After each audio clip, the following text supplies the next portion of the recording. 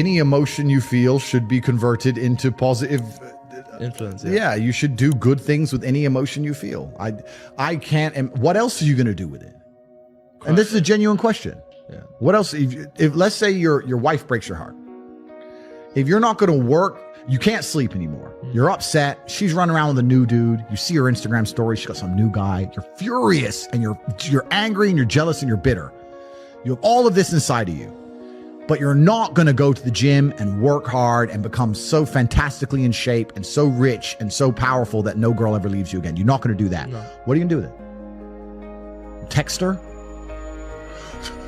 Try and explain to her? She doesn't care. Like, you can write the most perfect English. You can write the most beautiful words ever constructed. Forget Shakespeare. You can do, it doesn't matter. She doesn't care. She just doesn't care. She's distracted. She forgot about you. She forgot about you. I've lost women who I didn't want to lose, but I let them go. I didn't beg for them back. I didn't cry about it. I just let them leave. I handled it like a man. And the truth is, as a man, a woman doesn't even have to like you. She doesn't even have to love you, but if she respects you, she's always going to be around. And this is why if I love a woman with all my heart and she goes, I want to leave, the first thing I'm going to say is, fucking pack. Because if I say anything else, she's not going to respect me. Like, if I, oh, please stay, I'll say, look, I don't want you to leave. I would like you to stay, but if you're going to talk shit, threaten me, you get the fuck out of my house. Like, I've had women leave me, but I've never had a woman not respect me. And that's why I can hit up any ex I've ever had, and I know them. Because they respect me on a base level. So why do they respect me? Because I respect myself. So I will never sacrifice my self-respect. Yeah. We talked about this on the show. You're going to get your heart broken as a young man. I've had it happen to me. Yep. We've all had it happen to us. And it's not even about anger towards the girl. It's 7 years later, because as a man, you're going to get your value later. Yes. Right. So if you use that energy to put all that work in, these girls, they come back around, and I love to see them come back. Not because I'm in love again, just because it's like, you know, I told you so. No, I said this, like, anybody who tries to get revenge on a woman, way. that's incel energy. That's a wrong way of looking at it. The only revenge you can get on a woman who breaks your heart is success. Success is the best revenge. Just level up slowly. And when she messages you, you got two choices. You can either say, sorry, baby, you're not my type anymore. Boom, you win. Or you could fuck her again. One last spin on the Ferris wheel. Yeehaw. So that's the answer to the question. Put a plan together for the heartbreak if it comes, and make sure that plan is constructive. Yeah. Everything we've been saying on this podcast is true. Trauma's going to come, pain's going to come. You have to use it in a constructive way. I'm not telling you to tell him to avoid the pain. I'm saying that when it comes, make sure it's used in a constructive way. And still to this day, that's all I would ever do. If something bad happened to me and I got really upset, I would find the most constructive possible outlet. And that's a conscious decision. You have to have the emotional control to make a conscious decision in that direction. So what are you going to do with all of that inside of you if it's not positive? Well, it's going to consume you and you're going to end up self-destructive, or you're going to embarrass yourself, or you can take all of that and put yourself in a position where it never happens to you again. Yeah. Those are the choices. So what's the most intelligent choice to make?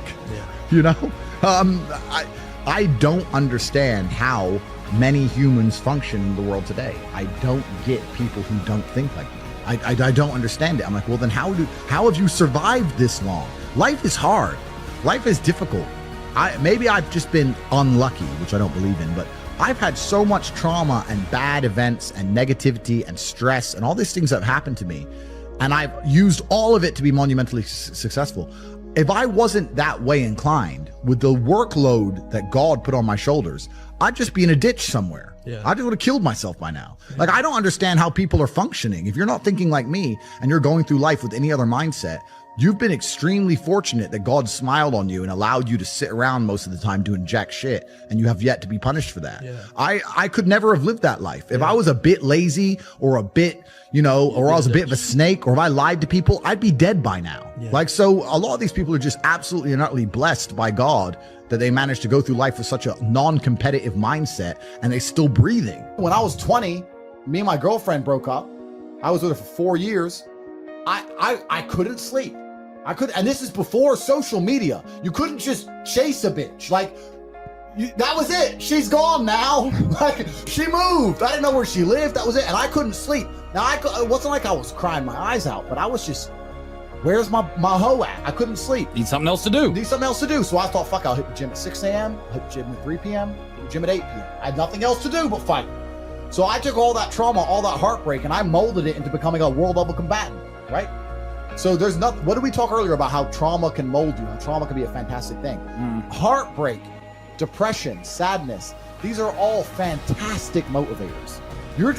I'm telling you why they're a fantastic motivator. You go to a guy who's heartbroken, he has all the motivation in the world to send 300 text messages.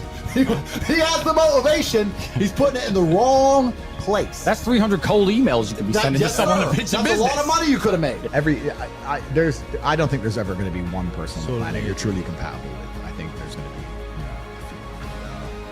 be, if you have your life in order as a man, truly completely in order, then you're compatible with a lot more people. I think that if you're a man and you're struggling to find somebody you're compatible with, that's probably because you're a loser. If your life's in order, then you're compatible with a lot of women. Like me, for example.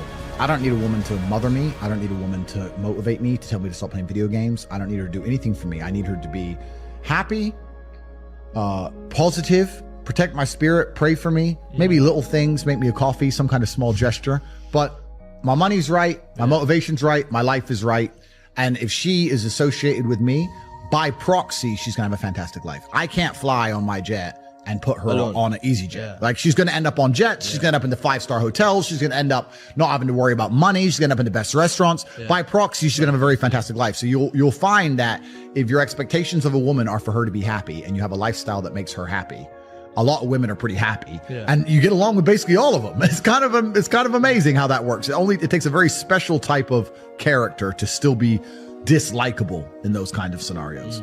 Whereas if your life is less perfect, or your reality is less impressive, boring, then you need a girl who's happy to be bored, and then it becomes harder. But I don't have any of those problems. I'll tell you right now, some of the greatest accomplishments in my life have come after a heartbreak. Absolutely. It's that fuck, I call it fuck you energy.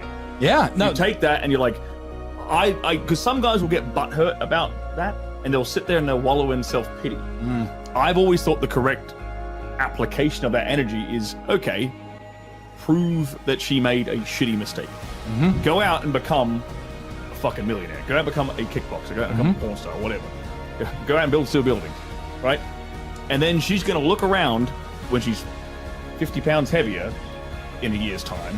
They're like, motherfucker, I left him. I let him go. You can, and internally, be happy. My ego could be like, I got you. Life's gonna hurt you, and how you use that pain is completely and utterly up to you. You can use that pain to galvanize yourself as a man and become a better man you've ever been. I'm not saying that I'm only successful because of some chick. I'm saying that every single time that I was heartbroken, I never wasted a second. I was never wallowing. That's what I'm saying. I've spoken to dudes and like, I had a bad couple months. Why? Oh, my girl left me. You've wasted months? You've wasted months over some. But the reason I'm the luckiest man on earth is because God has given me endless building blocks to build a superhero. He's given me endless power. He's given me endless motivation. What did we say? He's given me I have endless sources of power. I can sit here right now and recall events that will prevent me from sleeping for 2 to 3 days. That gives me a superpower that other men do not have. They want to go to sleep. They're tired. I can stop being tired for days at a time. I can just have a thought. I can remember. I can sit, close my eyes, and use the power of my brain to vividly remember events, and I will not sleep for days. So you don't need any drugs or anything. I've never taken a drug in my life. I've never tried cocaine in my life. I've never tried weed in my life, ever. Wow. I drink a lot of coffee. I smoke cigars, bit of vodka, but I've never tried a narcotic in my life. Wow. So, and when people come to me and say, oh, this happened, I'm really sad, or my heart broke, or this bad thing happened to me, I say, good. Thank the Lord that he's given you this endless source of motivation. You're wasting it. That's your problem. But it's been given to you. Nitrous oxide has been given to you. You just have to use it in the correct way. So I'm the luckiest man in the world because all the bad things that happened to me have given me all the building blocks to become the most fantastic man on the face of the planet.